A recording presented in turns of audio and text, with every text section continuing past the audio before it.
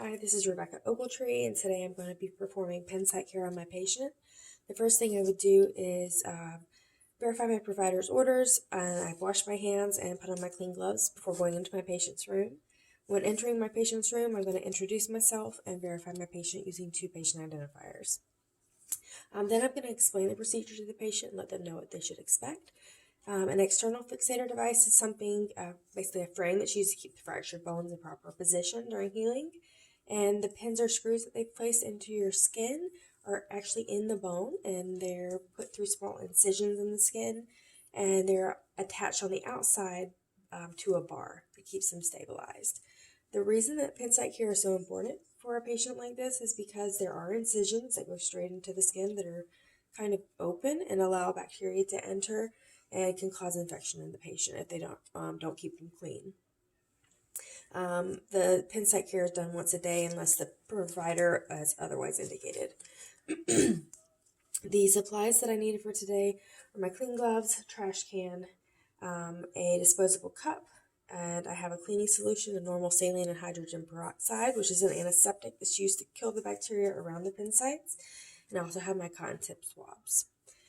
I'm going to get my first swab, dip in the cleaning solution, and I'm going to clean in a circular motion around the pen site, being careful not to remove any crusty drainage, so I don't want to reopen the incision around the pen sites. And we'll get a new applicator for the next pin and any subsequent pins there may be after that.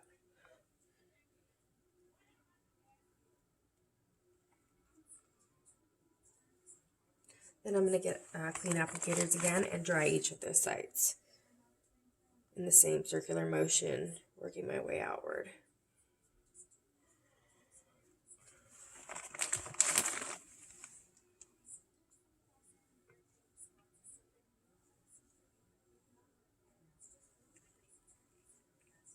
Okay. All right, after all the drainage is removed, I would dry the pen site with the new cotton tip swabs, and then I would make sure that if there's a provider order for antibacterial solution, that I'd apply that to the pen sites and wrap them with clean gauze on each pen. When the patient is discharged, they need to know about care for their pen sites when they have to shower. They're allowed to shower as long as there's no infection at the pen site. They shouldn't submerge their limb, and like baby shampoo, I believe, is best for something like that. So it's just not as harsh on the healing process.